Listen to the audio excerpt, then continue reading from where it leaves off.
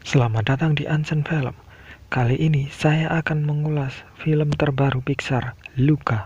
Jadi dalam video kali ini kita akan menyelam lebih dalam dan ya banyak Easter eggs yang tersembunyi di film. Selamat datang di kota fiktif Porto Rosso, Italia, yang secara harfiah diterjemahkan menjadi Pelabuhan Merah. Porto Rosso, Italia itu sendiri adalah Easter eggs untuk film animasi Pixar yang akan datang. Turning Red, kita lihat perahu nelayan Gelsomina yang akan berangkat ke laut, dan nama Gelsomina diterjemahkan menjadi Jasmine dari Disney Aladdin. Dua nelayan di sini memiliki peta yang menunjukkan di mana Porto Rosso berada, di Laut Ligurian yang terletak di utara Italia dekat Genoa, tempat Luca yang akan pergi ke sekolah. Tapi perhatikan di sini gambar monster laut bahkan menit pertama, dan Pixar sudah menyiapkan salah satu konflik utama dari film. Orang darat melihat makhluk laut sebagai monster pembunuh yang harus ditakuti, dan makhluk laut menganggap manusia sebagai monster pembunuh yang harus ditakuti. Luca mengajarkan kita kalau kita tidak bisa menilai buku dari sampulnya, bahwa meskipun kita mungkin tidak memahami seseorang atau sesuatu, itu tidak berarti bahwa itu perlu ditakuti. Tapi saya sedikit lebih maju di sini. Di atas kapal adalah pemutar lagu lama yang memainkan O mio babbino caro yang dinyanyikan Giacomo Puccini, yang menceritakan tentang seorang wanita muda yang ingin pergi ke Porto Rossa, yang sangat mirip dengan Luca yang ingin pergi ke Porto Rosso. Pernak-pernik kecil yang jatuh ke laut seperti kartu dan jam. Kita selanjutnya bertemu protagonis cerita kita, Luca, seorang pengembala ikan muda yang benar-benar bosan dengan hidupnya seperti Ariel. Dia merindukan untuk bebas dan menjelajahi tanah di atas, tetapi ditahan oleh orang tuanya. Sampai dia bertemu Alberto. Alberto menunjukkan kepadanya kalau makhluk laut juga bisa hidup di darat. Meskipun jika mereka menyentuh air, mereka mengungkapkan diri mereka yang sebenarnya. Tidak seperti Luca, Alberto tidak memiliki keluarga. Ayahnya benar-benar meninggalkannya, mengatakan dia cukup tua untuk hidup sendirian. Dan itulah hal yang diinginkan Alberto, lebih dari apapun yang diinginkan untuk mencari cinta. Dan dia mendapatkannya melalui persahabatannya dengan Luca. Namun ketika Julia tiba, itu menempatkan Luca serius dalam hubungannya. Kalian lihat, Luca dan Alberto berencana untuk membeli Vespa sehingga mereka berdua bisa bebas. Luca melarikan diri dari rumah dan orang tuanya setelah dia tahu mereka akan mengirimnya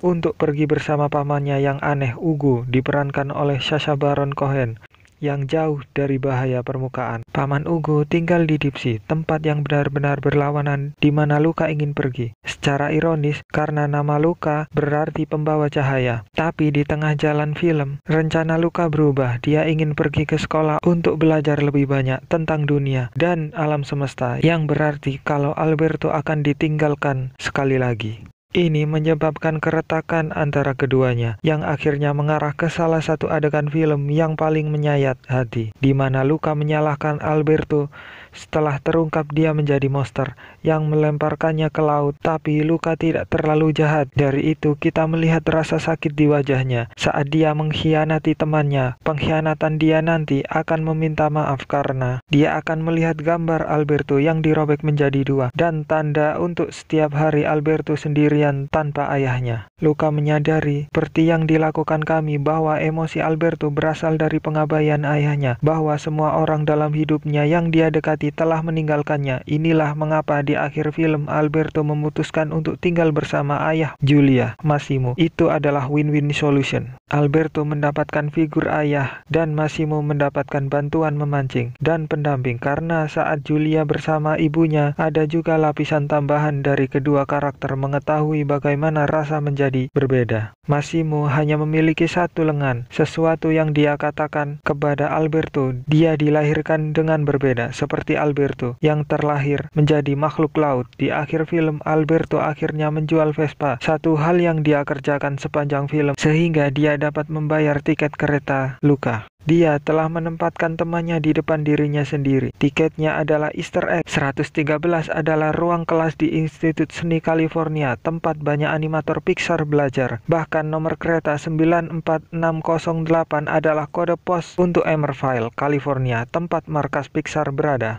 Alberto dan Luca memutuskan untuk melakukan perjalanan ke Porto Rosso untuk mendapatkan Vespa asli. Mereka percaya bahwa Vespa adalah tiket menuju kebebasan. Bahkan, poster mengatakan Vespa adalah kebebasan. Apa yang Alberto dan Luca pelajari sepanjang film adalah bahwa bukan Vespa yang membuat mereka bebas. Kebebasan bukanlah objek, itu adalah kemampuan untuk membuat pilihan kalian sendiri. Dan itulah yang Luca lakukan sepanjang film. Dia akhirnya berpergian ke Porto Rosso dengan Alberto dan bekerja bersama dengan anak yang dikucilkan, Giulia, untuk bersaing di Piala Porto Rosso tahunan, yang jika mereka menang bisa mendapatkan beberapa hadiah uang untuk beli Vespa yang mereka dambakan itu. Di sini kita diperkenalkan ke penjahat utama, Ercole Visconti. Ercole diterjemahkan menjadi Hercules, dan Visconti adalah nama keluarga bangsawan Italia yang memerintah Milan dan Lombardi dari 1277 hingga 1447. Di sekitar kota, kalian akan melihat banyak poster unik yang dipengaruhi oleh film dari era seperti Roman Holiday dan Disney film dengan 20,000 Leagues Under the Sea. Poster untuk Fellini La Strada dan film palsu Serangan Monster Laut muncul. Saya suka bagaimana mereka bahkan memasukkan aktor palsu yang namanya sangat dekat dengan Julia Roberts. Berbicara tentang Julia, tidak ada lagi yang diinginkan Julia selain mengalahkan Ercole dan membuktikan dirinya ke kota. Dia dianggap buangan. Jadi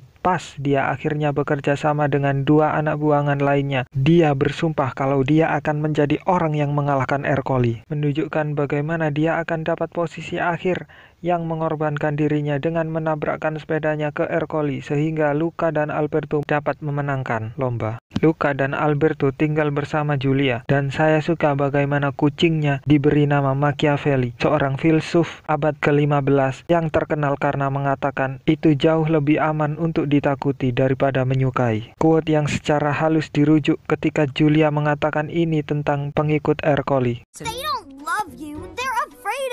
Itulah yang terjadi ketika dua antek Ercole, Guido dan Cecco, akhirnya melemparkannya ke air mancur di akhir film. Fakta menarik, pengisi suara Cecco adalah direktur Pixar, A Good Dinosaurus. Dunia Luca membuka lebih lebar ketika dia tahu kalau ada dunia yang jauh melampaui Porto Rosso. Mimpi besarnya, ia terbang di sekitar Colosseum di Roma dengan mesin terbang Leonardo da Vinci. Kita bahkan melihat sekilas karakter Disney Pinocchio berdasarkan pada 1883 novel The Adventures of Pinocchio yang dibuat oleh Carol Colladi. Di kamar Giulia, kalian bahkan dapat melihat bebek yang mengenakan pakaian yang mirip dengan Donald Bebek. Hanya sehari lagi, hal-hal berantakan untuk anak-anak buangan dan Giulia mengetahui Luca adalah monster laut. Jadi hanya Luca dan Giulia yang akhirnya bersaing dalam maraton melelahkan yang melibatkan berenang, makan pasta, dan balapan sepeda berbahaya. Tapi Luca tidak bisa berenang seperti yang lain, atau dia akan terungkap sebagai makhluk laut. Jadi dia memakai salah satu pakaian renang kuno yang mungkin sama dengan yang digunakan Alberto di awal, dan saya pikir ini juga digunakan di 20,000 Leagues Under the Sea. Tapi di mana mulai menjadi klimaks adalah bagian terakhir dari balapan sepeda. Ketika mulai hujan dan Luca memimpin, tapi apakah dia akan mengambil resiko untuk mengungkapkan dirinya untuk menang? Dan saat itulah Alberto tiba untuk mempertaruhkan nyawanya sendiri untuk melindungi Luca dengan payung, yang ironisnya merupakan bagian dari gambar awal. Malam sebelum Luca berjanji kalau dia akan memenangkan perlombaan untuk Alberto sehingga mereka dapat membeli Vespa dan menjelajahi dunia bersama-sama.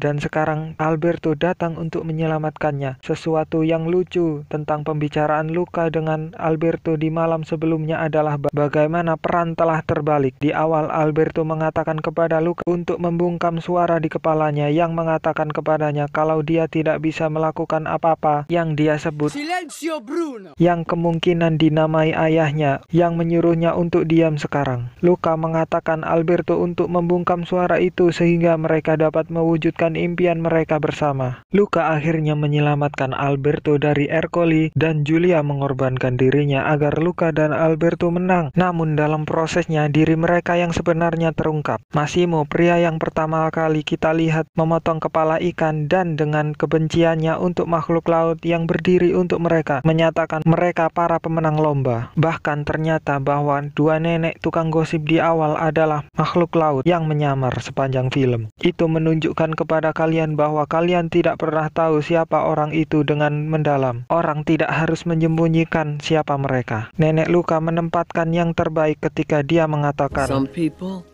they'll never accept him. But some will.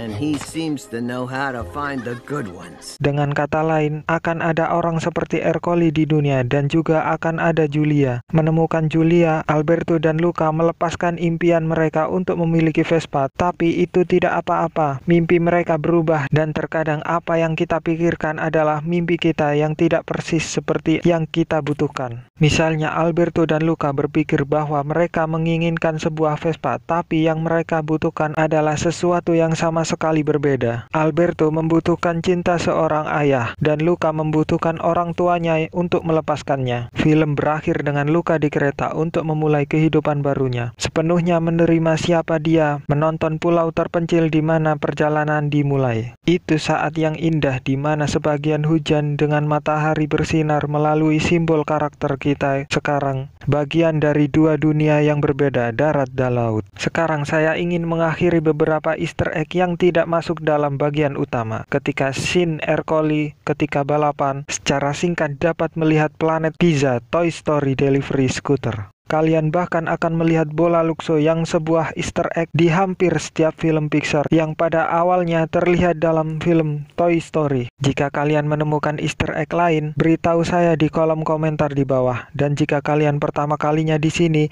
jangan lupa subscribe Anson Film.